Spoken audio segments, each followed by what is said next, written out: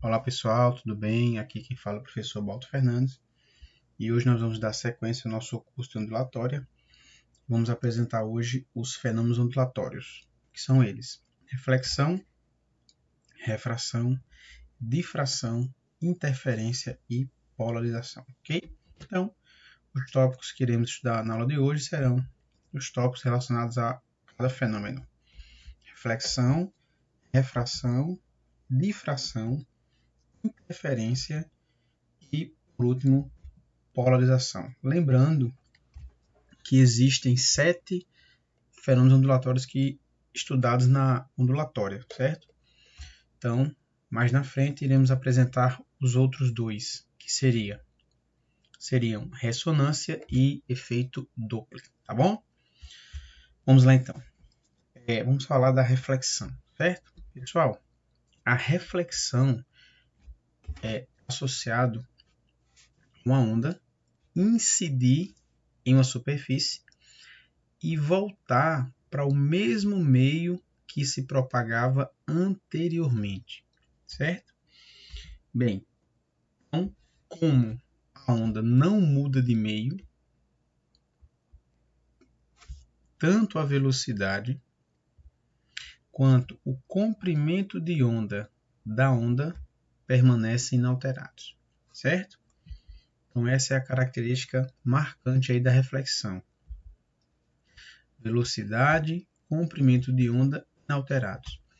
Bem, matematicamente, se a velocidade e o comprimento de onda não são alterados, a frequência também não é alterada, tá? Bem, mas a frequência de uma onda não é alterada, nesse caso da reflexão, porque quem altera a frequência é a fonte que está emitindo a onda, tá? Não é o meio. O meio aqui poderia interferir na velocidade e, consequentemente, no comprimento de onda, tá? Tudo bem? Então, a frequência não muda porque quem muda a frequência é a fonte emissora da onda, tá bom? Bem, podemos citar como exemplo de reflexão a reflexão luminosa. Essa figura aí está representando o feixe de luz chegando no espelho e refletindo. Que vamos ver essa parte de ótica, né, com mais detalhe nas aulas de ótica, certo? E também um exemplo, né, de reflexão em superfície líquida. Tá? Ondas bidimensionais incidem numa superfície plana e voltam para o mesmo meio, mantendo as mesmas características, ok? Não esqueçam que na reflexão a frequência também não vai mudar, tá? Lembrando que ela não muda, porque quem muda a frequência é a fonte. O meio não vai interferir na fonte, certo? Tudo bem? Beleza. Podemos também usar como exemplo a reflexão em cordas, tá certo?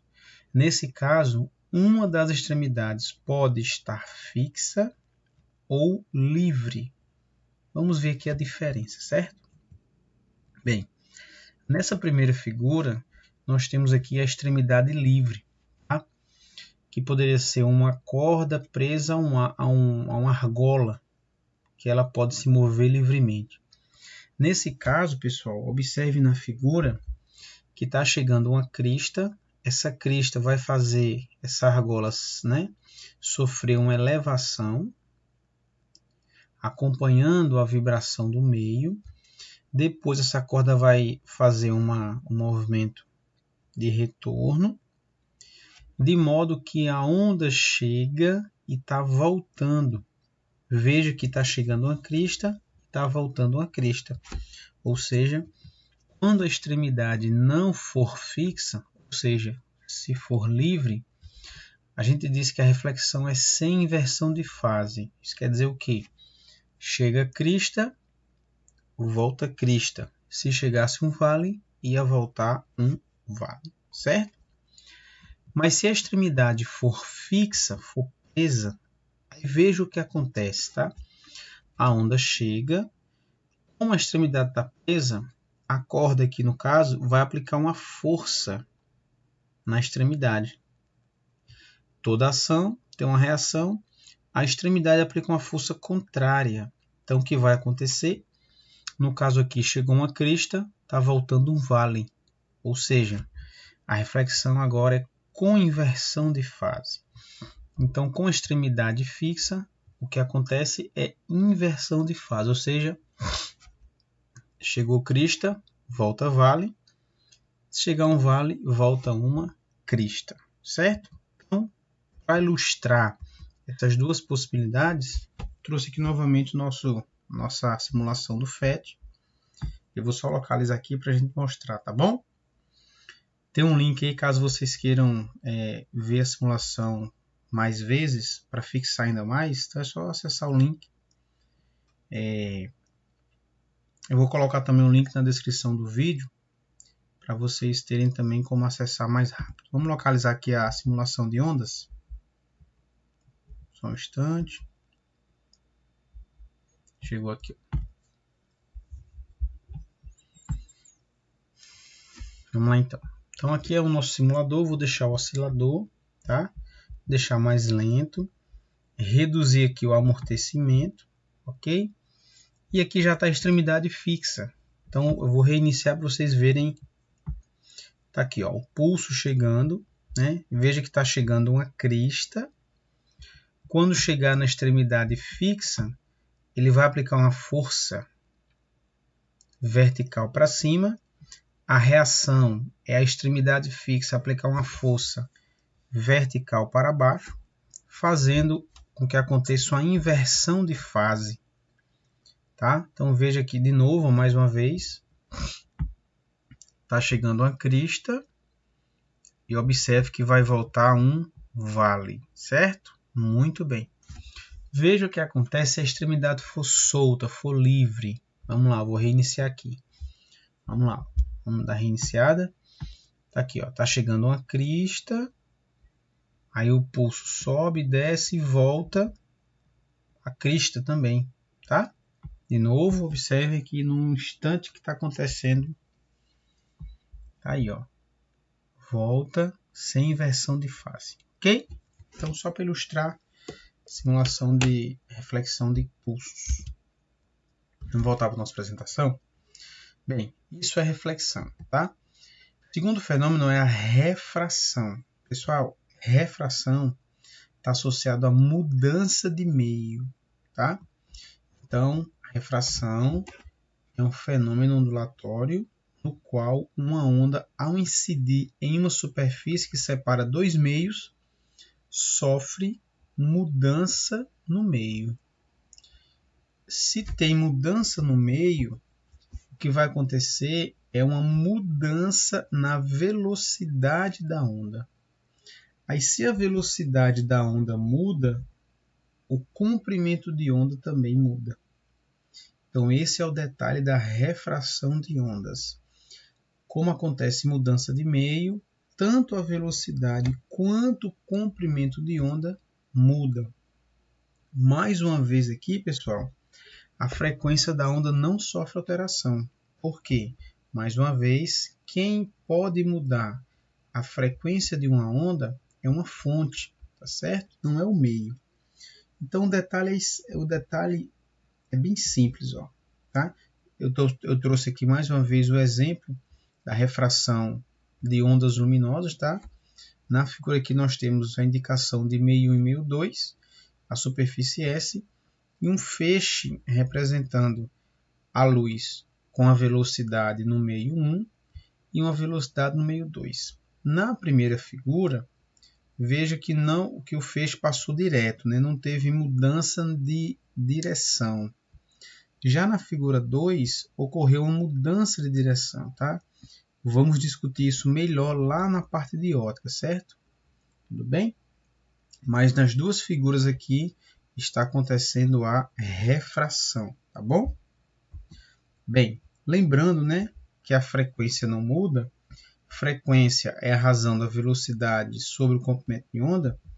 Então, a frequência no meio 1 é igual à frequência no meio 2, confirmando o que eu falei, ó. Se a velocidade sofre alteração, o comprimento de onda também vai sofrer alteração, certo? Então, na refração, acontece mudança na velocidade e no comprimento de onda, e a frequência permanece constante, certo? essa é a ideia de refração da luz. Um exemplo de refração, certo? Ondas sonoras sofrem refração, ondas numa corda podem sofrer refração, certo? Ok? Vamos ver isso aqui agora, ó, um exemplo de refração em cordas, tá? No caso aqui, ó, o pulso, né, ele pode se propagar de uma corda mais leve para uma corda mais densa. Olha o que acontece aqui, ó. Então, quando o pulso se propaga de uma corda mais leve para uma corda mais densa, né, parte da onda refrata e parte da onda reflete. Essa parte que está refletindo vai sofrer inversão de fase. Porque, como a corda é mais densa, esse ponto que a onda está mudando de meio vai funcionar como extremidade fixa numa corda. Então, o pulso que volta vai ter inversão de fase, ok? Como está escrito aqui, tá? Primeira corda for de menor densidade, o pulso refletido será invertido em relação ao pulso incidente. Isso ocorre porque a corda de maior densidade tende a manter o ponto de junção fixo, de modo análogo à reflexão em uma corda com extremidade fixa. A energia do pulso incidente é dividida entre... Então, olha só. A energia do pulso que chega vai ser dividida para o pulso que está voltando e para o pulso que está indo. E o pulso se propaga com menor velocidade na corda mais densa, né?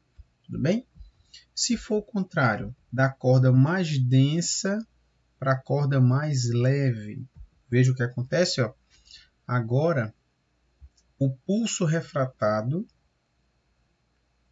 ou seja, o que atravessou o meio, o que mudou de meio, e o pulso que volta agora, ele volta sem inversão de fase, tá? Então, ó, por outro lado, se a primeira corda for mais densa que a segunda, não vai ter inversão de fase. A menor inércia da corda menos densa permite que ela acompanhe imediatamente os movimentos da corda mais leve. Então, por isso que não tem inversão de fase, tá? Tudo bem? Então, aqui está um exemplo de refração em cordas. Mas pode acontecer refração do som, refração da luz, ok? Não esqueça, refração, mudança no meio de propagação. Se muda o meio, muda a velocidade. Se muda a velocidade, muda o comprimento de onda.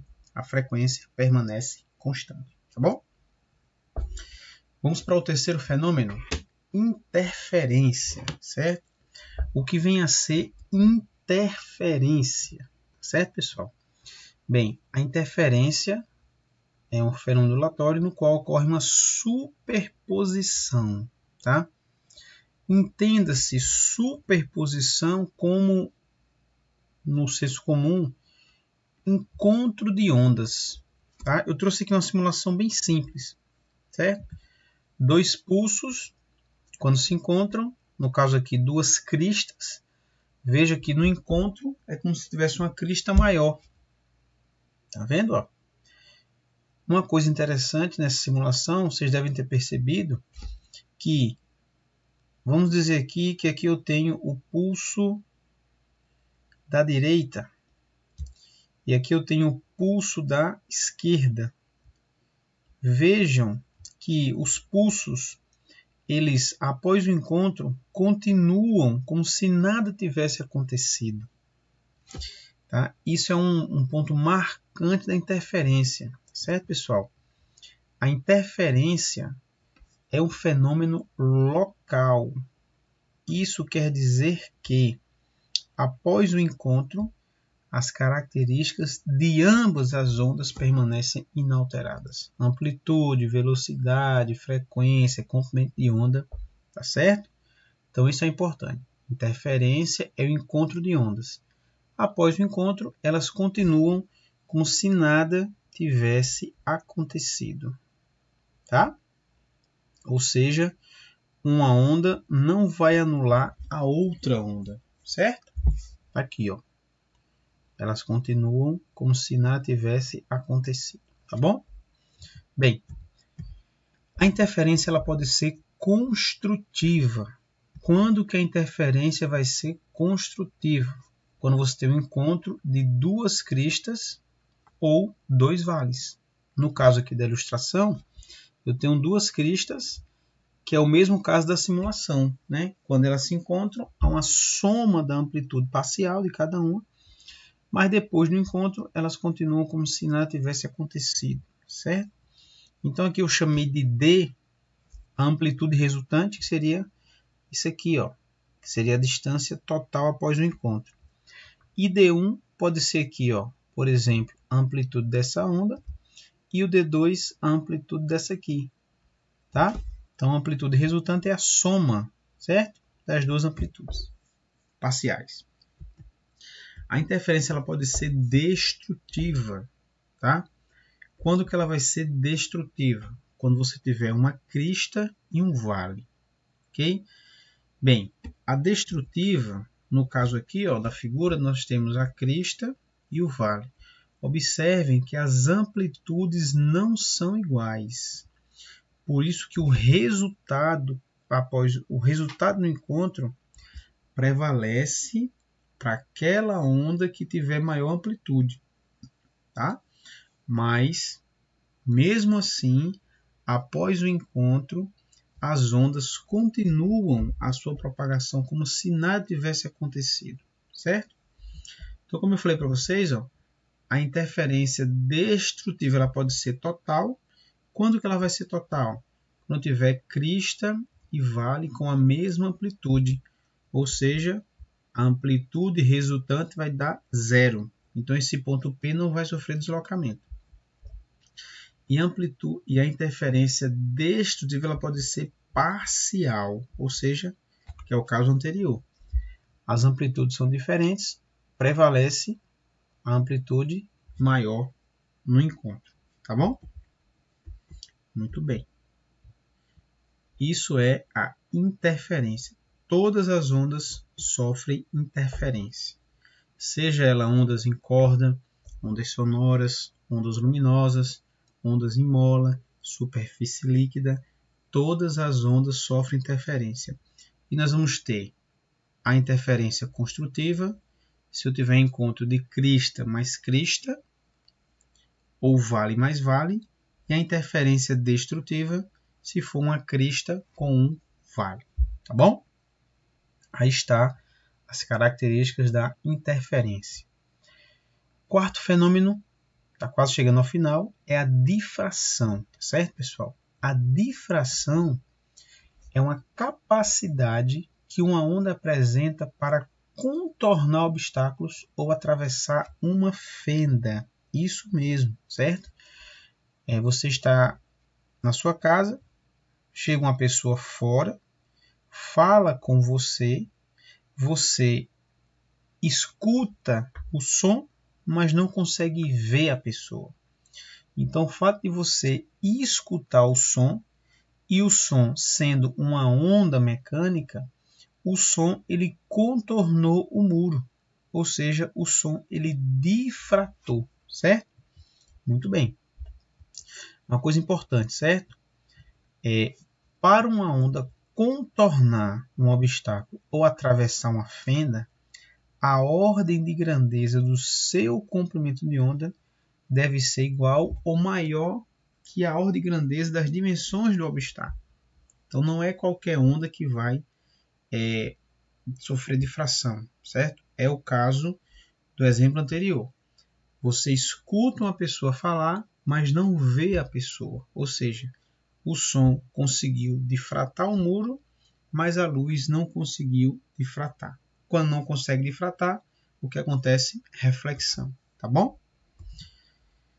Bem, então eu vou citar aqui algumas situações que a gente pode envolver a difração no caso de ondas sonoras, certo? O caso aqui é o dos biosonares, né? Os morcegos, eles emitem guichos sonoros. E qual seria o tipo de onda que eles emitem, certo? Detalhe que os morcegos precisam emitir a onda e receber, tá? Então, eles se movimentam através da chamada ecolocalização, certo? Eles emitem e recebem. Mas qual o tipo de onda sonora que os morcegos devem emitir, certo? a resposta para essa pergunta, vamos lá. Pode ser dois tipos de onda. Ultrassom, tá? Ultrassom é uma onda de alta frequência e baixo comprimento de onda. O infrassom é o contrário, baixa frequência e alto comprimento de onda. Então a pergunta é, qual tipo de onda sonora os morcegos emitem? Eles emitem ultrassom ou emitem infrassom? Pense um pouquinho aí. A resposta será: a onda que os morcegos emitem será a onda ultrassônica. Por que eles devem emitir ultrassom? Porque, sendo uma onda de alta frequência, tem baixo comprimento de onda. Ou seja, como ele quer, os morcegos eles usam a ecolocalização, né, para se locomover e para localizar presas, né, alimento e outras coisas, a onda precisa chegar no objeto e voltar. Se for uma onda muito longa, a onda vai difratar o objeto, o obstáculo ou a presa, e não vai chegar no morcego. Ele precisa fazer a onda chegar. Então, a onda que eles emitem é uma onda ultrassônica, porque no caso vai acontecer uma reflexão e não uma difração, tá bom? Nós podemos, né, falamos da parte biológica, vamos agora para a parte tecnológica, né? Os navios usam sonar para se localizarem, certo? E mais uma vez, qual o tipo de onda que os sonares emitem, né? A ideia do sonar é semelhante à do biosonar do morcego. O navio tem que emitir a onda e a onda tem que voltar para ele. Só que para a onda voltar para ele, ela tem que sofrer reflexão. E uma onda, para sofrer reflexão, tem que ter baixo comprimento de onda. Já respondi a pergunta, né? A onda que os sonares emitem são as ondas ultrassônicas, pelo mesmo motivo da ecolocalização dos morcegos. O ultrassom tem alto comprimento de onda e baixa, ou melhor, alta frequência e baixo comprimento de onda, ou seja, favorece a reflexão. Se o sonar emitisse infrassom, seriam ondas longas, ou seja, a onda chegaria, por exemplo, nesse cardume e ao invés de voltar, ela iria difratar. Então não seria útil esse instrumento para o navio, tá bom? Chegamos ao último fenômeno, é a polarização, certo? Pessoal, polarização, tá? Eu trouxe aqui uma situação para a gente tentar entender a polarização. Imagine uma corda, certo? E você esteja girando essa corda. Girando, né, de maneira que você tem aqui uma propagação em várias direções. Essa figura aqui do lado está tentando mostrar isso aqui. Então, nesse caso aqui, eu tenho vários planos ou várias oscilações em várias direções, tá? Então, polarizar é você determinar, é você escolher um plano de vibração para a propagação, tá? Então, vou mostrar aqui outra figura. No caso aqui, ó, agora eu tenho um obstáculo e nesse obstáculo uma fenda vertical, ou seja, quando essa perturbação passar por essa fenda, eu vou permitir a passagem das ondas verticais. Ou seja, eu escolhi dos planos de vibração apenas um, que seria o plano vertical. Então, quando as oscilações de todas as partes de um meio estão em um mesmo plano, eu vou dizer, né, que no caso a onda foi polarizada. Então, polarizar é você escolher um plano de vibração para propagação. Como é que você escolhe? Aí você tem que colocar um obstáculo, uma fenda, para deixar passar um e os outros não passarem, tá bom? Importante, somente ondas transversais podem ser polarizadas. Por quê? Porque uma onda longitudinal, como as de compressão de uma mola, por exemplo, elas só apresentam um plano de vibração. Ou seja, não tem como polarizar ondas longitudinais. Certo? Então é impossível você, porque eu só tenho aqui um plano de vibração. Tá? Então não tem como você polarizar ondas longitudinais. Ok? Detalhe importante, todas as ondas, tá certo? Eletromagnéticas, nós já vimos na primeira aula, que são ondas transversais, certo? Então, o caráter transversal das ondas eletromagnéticas, como as luminosas, por exemplo, ficou evidenciado pelo fato de elas serem polarizadas mediante aparelhos adequados, chamados polarizadores, tá? Então, aqui, como nós já vimos essa figura, nós colocamos aqui uma fenda vertical e uma horizontal. Ou seja, eu determinei que passasse apenas os planos verticais e quando chegou na outra fenda não passou nada. Então eu polarizei essa onda, tá certo? Bem, então a gente pode fazer a mesma coisa, a analogia que a gente usou na corda pode se fazer com a luz, por exemplo. A luz, sendo a onda eletromagnética, ela tem vários planos de propagação, vários planos vibracionais. Então, colocando cristais polarizadores, né? No caso aqui, ó, esse primeiro, o polarizador, ele permitiu a passagem do plano vertical. E o outro, que está defasado 90 graus, não permitiu a propagação da luz. Então, no primeiro cristal, no primeiro filtro, passaram os planos verticais e no segundo não passou nada. Ou seja, eu polarizei a luz, certo? Eu escolhi a passagem de um plano e verifiquei isso porque do outro lado, no final dos dois cristais, não tinha, tinha ausência de luz, certo? Bem, então o primeiro cristal aqui a gente vai chamar de polarizador. Ele vai escolher a propagação de um plano. E o segundo, ele é o chamado analisador. Né? O analisador, ele revela o fenômeno. Por quê? Porque no primeiro eu escolhi a passagem de um, e se no final não tiver feixe luminoso, é porque de fato eu polarizei esse feixe luminoso. Tá? Nossa visão não tem essa capacidade de perceber a polarização, por isso que se usam cristais para verificar a polarização da luz, certo? No caso, luz natural. Bem, uma aplicação do cotidiano, pessoal, é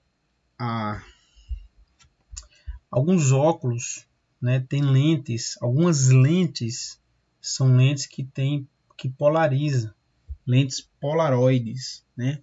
No caso aqui dessas duas imagens, observe que essa imagem aqui é a primeira imagem, veja que você consegue ver o que está dentro da vitrine e o reflexo. Tem um carro aqui, ó, tem uma casa, enfim, um prédio. Então, a máquina que registrou essa foto não tem lentes polarizadoras. Então, a lente ela permite a passagem dos feixes que vêm de dentro da vitrine e os feixes refletidos pelo vidro. Tá? Já na figura 2, veja que eu não tenho reflexo. Então, quando a luz incide no vidro, parte dela atravessa o vidro. Então, parte dela atravessa e uma parte reflete. Essa parte que reflete, a lente vai polarizar a lente ela não vai permitir a passagem desses feixes que refletem do vidro.